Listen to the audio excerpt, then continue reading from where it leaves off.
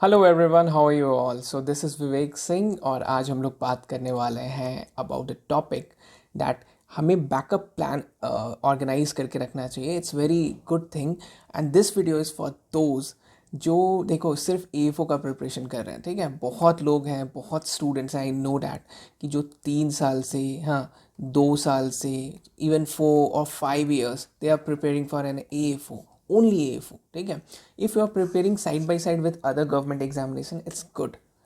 But if you are preparing for only AFO, this video is for you guys. So backup plan बहुत ज़रूरी है। ठीक है, अगर आप AFO का प्रिपरेशन कर रहे हो तो आप करंट ट्रेंड देख रहे होगे AFO का। वो 60 क्वेश्चंस आपसे पूछ रहे हैं। 60 क्वेश्चंस में 40 क्वेश्चंस जो है वो बुकिश होता है और 20 क्वेश्चंस जो है वो कहाँ से होता है। 40, I mean to say, if we are very precise, 35 से 40। ठीक है, और यहाँ पे आप देख लोगे 20 से 25। हाँ, और ये 20 से 25 कहाँ से होता है कोई नहीं जानता है। ठीक है, किस बुक से होता है, कहाँ से होता है, बहुत छान मारोगे ना। जैसे मैंने बहुत ज़्यादा रिसर्च किया ना इसके पीछे, तो मुझे पता चला कि यहाँ से 5 से 10 question previous year questions, different previous year questions हो सकता है। फिशरीज़ के 2018, 2019, 20 में कोई एग्जाम्स फिशरीज़ का किसी स्टेट में हुआ होगा, तो वहाँ से मिला मिला के निकाल के तुम निकालोगे तो 5 से 10 क्वेश्चंस यहाँ से आ जाते हैं। ठीक है, उसके बारे में हम लोग एक डिफरेंट अप्रोच बनाएंगे। उसके लिए मैंने बहुत सही प्लान कर रखा है कि इन 20 से 25 क्वेश्चन में मैक्सिमम को कैसे टारगेट किया जाए। ठीक है, और मैक्सिमम को वो भी रिटर्न ऑफ इन्वेस्टमेंट अच्छा होना चाहिए। ऐसा नहीं है कि इसके लिए 4,000 क्वेश्चन मैंने पढ़ा और वहाँ से एक क्वेश्चन आ रहा है, और वो भी जब एग्ज़ाम में आया तो मुझे पता नहीं था कि मैंने पढ़ा है कि नहीं। वो मैंने नोट्स वोट्स देखा, किसी ने दिखाया, मतलब कोचिंग इंस्टीट्यूट एंड ऑल, और पता चला देखो वो आया था, तुमने पढ़ा नहीं, it's your fault. It's not like that, वैसे नहीं करेंगे हम लोग एक प्रॉपर स्ट्रैटेजी से स्टार्ट करेंगे। ठीक है, तो ये पैटर्न चल रहा है। अगर आप प्रिपरेशन, आप अगर 2 साल 3 साल से प्रिपेयर कर रहे हो तो होगा क्या कि ये 40 क्वेश्चन आपके लिए बहुत इजी होगा। यहाँ भी आप डिफ़िकल्ट, यहाँ भी आपका गलती हो सकता है, गलत हो सकता है, पर ये 40 क्वेश्चन बहुत इजी होगा। और ये 20 क्वेश्चन में आप फिर फंस जाओगे और आपको ऐसा फील होगा ना कि 2 साल का प्रिपरेशन होगा कि यार ये साल तो मेरा वेस्ट चला गया, मतलब मैंने पढ़ा नहीं पढ़ा, कोई फ़ायदा नहीं हुआ। ठीक है, वो 40 का 40 तो आता ही था, मतलब 40 में जो भी आता था आपको 30-35, और ये 20 में तो वही नहीं आया। ठीक है, तो इस साल मैंने प्रिपरेशन किया और वो वेस्ट चला गया। तो यू नो व्हाट, 1 साल वेस्ट होता है, 1 ईयर, 1 साल वेस्ट होता है आपका इसके पीछे। और ये पूरा प्रोसेस 1.5 साल लगाता है, 1 से 1.5 साल। इफ़ यू अगर आप कर भी लेते हो दिसंबर में, तो ये पूरी 1 अप्रैल तक आपको परेशान करके रखता है। तो इट्स वेरी इंपॉर्टेंट ना कि ये करंट ट्रेंड को देखते हुए, और आप सीट्स देख रहे हो, सीट्स कैसे घट रहा है। इट्स लाइक 500 और समथिंग इस साल सीट है। ऑब्वियस है कि नेक्स्ट ईयर सीट ज़्यादा आएगा, 900, 800, 900 ज़रूर रहेगा, क्योंकि ये ट्रेंड देखा गया है कि जिस साल कम रहता है ना, उसके नेक्स्ट ईयर अच्छा सीट्स रहता है। तो ये ट्रेंड देखा गया, तो इट्स ऑब्वियस कि कम आएगा। पर यू कांट, मतलब तुम ना बोल नहीं सकते एकदम 100% कॉन्फिडेंस से कि नेक्स्ट ईयर क्या होने वाला है। तो इट्स वेरी वाइज प्लान कि आप बैकअप रखो। देखो, life is not about this only कि आप अगर एएफओ बन जाते हो ना तो आपका लाइफ एकदम क्लासी हो जाएगा, बहुत इन्जॉय करोगे, मज़ा आ जाएगा, ऐसा कुछ नहीं है यार। ठीक है, it's just a job, it's just a simple job, PSU job. और ऐसा कुछ नहीं है कि आपका लाइफ चेंज हो जाएगा। It's a good job, of course decent salary अच्छी मिलती है, but it's not a life changing job, है ना। तो इसके दिमाग में आपको रखना है, if you want to earn, पैसा कमाना है ना। ये पूरा जो सिनेरियो चल रहा है उसमें पैसा कमाना ही मेन मोटिव है हमारा ना। तो उसमें ना आप और भी प्लान रख सकते हो। जैसे मान लो अगर आप ग्रेजुएट किए हो, ग्रेजुएशन के बाद आप रुक गए हो, तो प्लान फॉर मास्टर्स। ठीक है, प्लान फॉर मास्टर्स। और देखो, मास्टर्स में प्लान कर रहे हो ना, तो ऐसा ज़रूरी नहीं है कि आप एग्रीकल्चर में ही आगे बढ़ो। हाँ, you can do an MBA. MBA degree में क्या होता है ना कि यू और ऐसा नहीं है कि एबीएम ही करना है आपको, कोई ऐसा कंपलसरी नहीं है कि एबीएम नहीं करोगे ना तो आपको कोई वैल्यू नहीं देगा। नहीं, if you are very good in all aspects, ठीक है, बहुत सारे एस्पेक्ट्स में आप सही हो, तो एबीएम का कोई ज़रूरत नहीं। एबीएम नैरो हो जाएगा। देखो, इफ़ दिस इज़ एमबीए, ठीक है, अगर ये पूरा एमबीए का जॉब है तो एबीएम यहाँ पे आता है ना। तो ये चीज़ को क्यों छोड़ो, ये सेक्टर को क्यों छोड़ना है आपको, बताओ, है ना। तो एबीएम में कोई ज़रूरी नहीं है कि आप एबीएम में घुसो। हाँ, नॉर्मल मार्केटिंग वाले भी एग्रीकल्चर फील्ड में जाते हैं। तो इट्स नॉट इम्पॉर्टेंट कि आप ABM ही करो। अगर आप MBA कर रहे हो तो आप कुछ भी कर सकते हो। नॉर्मल आप फिनेंस में जा सकते हो। हाँ, फिनेंस, मेरे बहुत दोस्त फिनेंस में गए हैं। HR में जा सकते हो, ह्यूमन रिसोर्स में जा सकते हो, मार्केटिंग में जा सकते हो। मार्केटिंग तो अभी इतना ज़्यादा बूम है।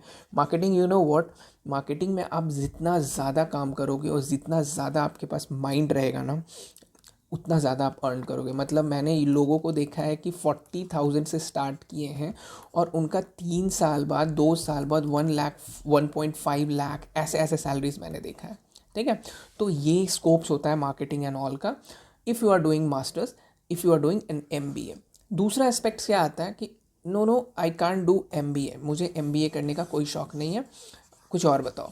तो you can do masters, MSc। ठीक है, आप मान लो BSc की हो, BSc in agriculture, you can do MSc।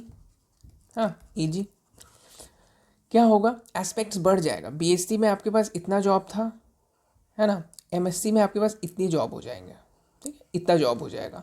और ऊपर से ना जो क्राउड है ना, BSc में क्राउड बहुत होता है। BSc में अगर 2 लाख स्टूडेंट होता है ना, तो MSc में 50K स्टूडेंट बच जाते हैं। ठीक है, 1/4 जो होता है ना, क्राउड घट जाता है। तो इट्स वेरी गुड थिंग कि आपके पास क्राउड कम होगा और MSc के जो भी जॉब्स आते हैं ना, उनके सैलरी स्ट्रक्चर ज़्यादा अच्छे होते हैं। ठीक है, वर्क प्रोफाइल ज़्यादा अच्छा होता है। हाँ, ये सब देखो बाद में समझ आता है, जब आप जॉब में घुस जाओगे ना, उसके बाद आपको समझ आएगा कि व्हाट इज़ सैलरी स्ट्रक्चर, क्या ज़रूरी है, वर्क प्रोफाइल क्या ज़रूरी है, वर्क लाइफ बैलेंस कितना ज़रूरी है। ऑल बिकॉज कि अभी तो आपके दिमाग में होगा मुझे जॉब चाहिए, इन्नी हाउ, उसके बाद मैं जाऊँ देखूँगा क्या हो रहा है लाइफ में, क्या हो रहा है नहीं। ठीक है, तो आप PhD के बाद MSc प्लान कर सकते हो। और भी चीज़ें हैं जो हमें नहीं पता होती है, वो मैं आपको बताता हूँ। डिफरेंट डिफरेंट सर्टिफिकेशन कोर्सेज होते हैं, बहुत सारे सर्टिफिकेशन कोर्सेज होते हैं। If you are good in computer, ठीक है, और नहीं तो आपके कोई भी दोस्त जो इंजीनियरिंग किए हुए हैं, हाँ, इंजीनियरिंग किए हुए हैं, जो बाहर जॉब करते हैं, बैंगलोर में जॉब करते हैं, हाँ, महाराष्ट्र में जॉब करते हैं, पुणे में जॉब करते हैं, हैदराबाद में जॉब करते हैं, उनसे बात करो। डिफरेंट डिफरेंट सर्टिफिकेशन कोर्सेज हैं। लोग, पता है, 6 मंथ सर्टिफिकेशन कोर्सेज करके ना जॉब मिल रहा है उन्हें। हाँ, और ऐसा नहीं है कि ये जस्ट 20,000 का जॉब है जो आप सुने हो कि government job is the only thing in life. ऐसा कुछ नहीं है। यू नो व्हाट, कुछ लोग गवर्नमेंट जॉब को डिच करके वो प्राइवेट सेक्टर्स में घूम रहे हैं। ऑल बिकॉज कि वहाँ सैलरीज ज़्यादा है। गवर्नमेंट सेक्टर में लोग इतने में बन जाते हैं। ठीक है, तो ऐसा कुछ नहीं है। ये मिथ डाल के मत रखो कि अगर गवर्नमेंट जॉब नहीं होता है तो मैं कुछ नहीं करूँगा, है ना। कि देखो है क्या ना, कि बैकअप प्लान आपको, इसलिए मैं बोल रहा हूँ बैकअप प्लान प्रिपेयर कर लो। और बैकअप प्लान में ना देखो, ये जो दिमाग है ना, ये माइंड, ये बहुत बड़ा रोल प्ले करता है। आपके दिमाग में घुसेगा ही नहीं, आपको लगेगा ना ना ना ना ना, एग्रीकल्चर से मुझे गवर्नमेंट जॉब लेना है, otherwise there is no other thing. ठीक है, पर ऐसा नहीं दिमाग में रखना चाहिए। ठीक है, ये सोच रख के अगर आप आगे बढ़ोगे तो you can lost 5 to 6 year. हाँ, और उसके बाद पता चलेगा कि आपका जॉब नहीं हुआ। हाँ, फिर आपको क्या करोगे, आपका ना पढ़ाई का क्षमता घट जाएगा, आप बहुत ज़्यादा पढ़ाई नहीं कर पाओगे। और अल्टीमेटली क्या होगा, आप ध्यान देना, कोई भी आप लोगों में से जो भी 4 साल 5 साल से पढ़ाई कर रहा है, आप याद करना कि 4 ईयर पहले आप कितना पढ़ते थे और अभी आप कितना पढ़ते हो। ठीक है, आप जब 2020, 2019, 2018, ठीक है, इस साल या 2020 के स्टूडेंट हो, तो आप यहाँ पे कितना पढ़ते थे, पास आउट स्टूडेंट हो तो, और अभी आप कितना पढ़ रहे हो, 23 24 में कितना पढ़ रहे हो। ठीक है, आपको समझ आएगा कि आपका पढ़ाई का जो लेवल है ना, वो घट रहा है धीरे धीरे। हाँ, तो ये क्या होता है ना, कि माइंड का भी एक कैपेसिटी होता है और एक टाइम फ्रेम होता है। जैसे आप 22, 23, 24 ईयर के हो ना, तो आपका ना दिमाग बहुत काम करेगा, बहुत एम्बिशियस और बहुत अच्छे से आप पढ़ाई करोगे। बट आफ्टर 23 24 आप 26, 27, 28 एज में जाओगे ना, तो इट्स नीड अटमोस्ट डेडिकेशन, बहुत ज़्यादा डेडिकेशन चाहिए फॉर योर स्टडीज़। हाँ, तो अगर ये डेडिकेशन आपके पास है, आप अपने आप को देखो, इवैल्यूएशन करते रहो, इवैल्यूएट करते रहो कि वो डेडिकेशन आपके पास है कि नहीं। If you have that kind of dedication कि यार कुछ भी हो जाए, कुछ भी हो जाए, मैं A4 ये निकालूंगा, देन इट्स वेरी गुड। ठीक है, आप करते रहो। पर ना आफ्टर सम ईयर कुछ वार्निंग आता है आफ्टर 3 ईयर 4 ईयर, आप अपने आप को आंको और बैकअप प्लान रेडी करने की कोशिश करो धीरे धीरे। एक बार में नहीं होगा कि मैं आज तुमको वीडियो बना के दिया और तुम कल से बैकअप प्लान सोचने लगे, नहीं, एक दिन का प्रोसेस नहीं है ये। दिमाग को प्रिपेयर करने में बहुत टाइम लगता है, ठीक है। तो करना क्या है हमें कि दिमाग को प्रिपेयर करना है। एटलीस्ट आप अगर नेक्स्ट अटैम्प्ट देने वाले हो तो एटलीस्ट प्रिपेयर करते रहो कि what I have to do, अगर नहीं होता है तो क्या करना है। ये प्रिपरेशन बहुत ज़रूरी है। आपको बहुत लोग बताएंगे कि it's not a good thing, डटे रहो, लगे रहो, इट्स वेरी गुड, ठीक है। अगर आपके अंदर अटमोस्ट कॉन्फिडेंस है तो इट्स वेरी गुड। पर आप कहीं भी अपने आप को जज कर रहे हो ना कि यार वो क्या होगा, उसके बाद क्या नहीं होगा, तो always keep a backup plan. दिमाग से स्ट्रेस जाएगा और आप ना जल्दी जल्दी सेलेक्ट हो जाओगे। और फिर क्या है ना कि देखो AFO का क्या है, वो तो हो रहा है ना, ये तो एग्ज़ाम हो रहा है। और AFO it's not like that exam. अब अगर आप 3-4 अटैम्प्ट दे दियो, ठीक है, 3-4 अटैम्प्ट दे दियो तो AFO अब आपके लिए वो एग्ज़ाम नहीं रहा ना कि आपको 9 मंथ अभी जो भी बचे हुए हैं वो पूरा 9 मंथ पढ़ाई करना है, नहीं। अभी आपको बहुत सेलेक्टिव रीडिंग करना है ना।